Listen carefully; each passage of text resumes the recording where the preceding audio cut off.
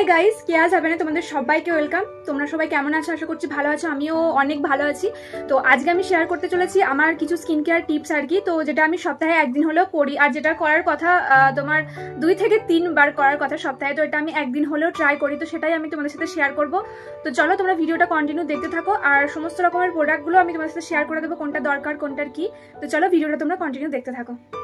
তো এখানে আমি প্লেটের মধ্যে সমস্ত কিছু সাজিয়ে নিয়েছি, যেটা কম বেশি লাগে আর কম বেশি এটা তোমরা বাড়িতেই পেয়ে যাবে। তো এখানে আমি নিয়ে নিয়েছি ডাবরের একটা হাঁড়ি, যেটা আমি অনেকবার ব্যবহার করেছি, তো যার ফলে সেটা ফুরিয়েও গেছে। আর এখানে আমি ব্যবহার করছি অ্যালোভেরা জেল, এটা তোমরা দোকান থেকেও কিনে আনতে পারো। আর আমার বাড়িতে যেহেতু গাছ ছিল, তো সেহেতু আমি পাতাটাই ব্যবহার করি আর কি। তো এখানে আমি ফেস ওয়াশ ইউজ করে নিচ্ছি, একটা নিমের ফেস ওয়াশ, যেটা আমার খুবই ভালো লাগে এবং ব্রণ হলে তাড়াতাড়ি সেরেও যায়। তো আমার ফেস ওয়াশটা খুবই পছন্দ। তো এখানে আমি অ্যালোভেরা জেলটা বার করে নেওয়ার জন্য একটা ছুরির সাহায্যে অ্যালোভেরা জেলগুলো আমি ভালো করে বার করে নিচ্ছি এবং এটা মুখের মধ্যে অ্যাপ্লাই করব। এটা মুখের মধ্যে অ্যাপ্লাই করলে সমস্ত রকম আমি অনেক রকম ভালো গুণও পেয়েছি। আর এটা ব্রণ হলে কোনো জায়গায় কেটে গেলে অ্যালোভেরা জেল লাগালে এটা তাড়াতাড়ি ঠিকও হয়ে যায় এবং মুখটাকে খুবই ঠান্ডা রাখে। তো আমি এখানে পুরো জেলটা মুখের মধ্যে অ্যাপ্লাই করে নেওয়ার পর আমি এখানে একটা রেজার নিয়ে নিই এবং রেজারের সাহায্যে মুখের যে ছোট ছোট লোমগুলো আছে আমি সেগুলো আস্তে আস্তে তুলে নিই। এবং যাদের মুখে ব্রণ আছে তারা রেজারটা পুরোপুরি স্কিপ করে দেওয়াই ভালো বলে আমার মনে হয়। তো দেখো এখানে মেকআপ যেমন আমাদের করতে ভালো লাগে, মেকআপ যেমন সবাই একটা ফ্ললেস মেকআপ লুক পেতে চায়, তো সেরকম আমাদের স্কিনটাকেও ভালো রাখা দরকার। মুখের মধ্যে লোম থাকলে কখনোই সেটা স্কিনটা ভালো দেখায় না, মেকআপটা সবসময় ফুটে ওঠে। তো আমি এখানে রেজার ব্যবহার করি সবসময়। তো দেখো মুখটা কতটা ক্লিন লাগছে। এখানে আমি ক্লিনজার হিসাবে এখানে আমি কাঁচা দুধ নিয়ে নিয়েছি এবং তোমরা কাঁচা দইও ব্যবহার করতে পারো। দুটোই আমাদের স্কিনের পক্ষে খুবই ভালো আর স্কিনটাকে অনেকটা নরমও রাখে। স্কিনে অনেকক্ষণ মাসাজ করার পর স্কিনটা অনেকটা ভালোও লাগে। তো এখানে দেখো আমি স্কিনের ওপর আলগা হাতে আমি ভালো করে মাসাজ করে নিচ্ছি কাঁচা দুধ যেটা ছিল। তো ভালো করে মাসাজ করে নেওয়ার পর এখানে আমি ওয়াশও করে নেব এবং একটা ওয়েট টিস্যু দিয়ে আমি ভালো করে মুখটা মুছে নেব। তো মুছে নেওয়ার পর আমাদের নাকের উপর বা যে কোনো জায়গায় চোখের বা নাকের কোনায় যে ব্ল্যাক হেডসগুলো থাকে সেগুলো দূর করার জন্য আমি একটা স্ক্রাবার বানিয়ে নেব। তো স্ক্রাবার বানানোর জন্য আমি এখানে নিয়ে নিয়েছি কফি পাউডার এবং কফি পাউডারের সাথে চাল গুঁড়িও দিয়ে দিয়েছি। তোমাদের বাড়িতে কফি পাউডার না থাকলেও তোমরা চাল গুঁড়ি, চিনি, মধু হিসেবেও তোমরা ব্যবহার করতে পারো, স্ক্রাবারটা বানিয়ে নিতে পারো। তো আমি এখানে একটু মধু দিয়ে দিয়েছি এবং ডাবরের মধুটা খুবই ভালো, যে কোনো মধু তোমরা ব্যবহার করে নিতে পারো। তো আমি এটাকে ভালো করে মিক্সড করে নিই এবং মিক্সড করে নেওয়ার পর এটা ভালোভাবে মুখের মধ্যে আমি অ্যাপ্লাই করে নেব। তো এটা কোনোভাবেই জোরে ডলবে না, কারণ আমাদের স্কিন মুখের স্কিন বিশেষ করে খুবই নরম থাকে এবং সেটা ছড়ে যাওয়ার সম্ভাবনা থাকে।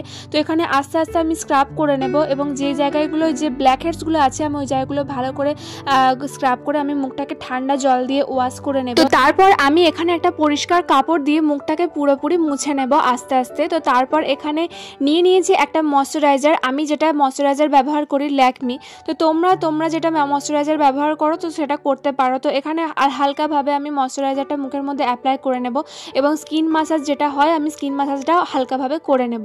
তো স্কিন মাসাজ আমাদের স্কিনের পক্ষে খুবই জরুরি, স্কিনটাকেও ভালো রাখে এবং স্কিনটাকেও টান টান রাখে।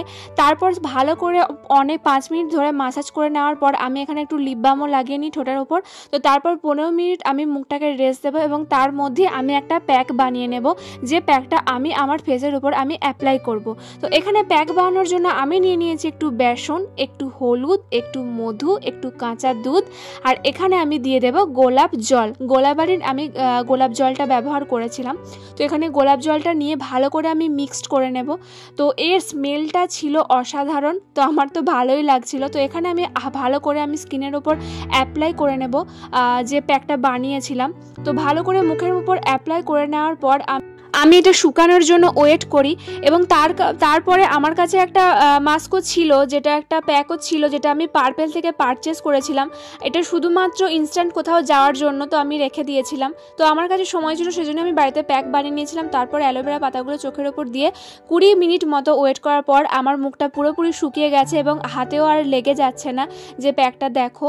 তো আস্তে আস্তে ছেড়েও যাচ্ছে আর মুখটা খুবই টান টান ভাব ছিল।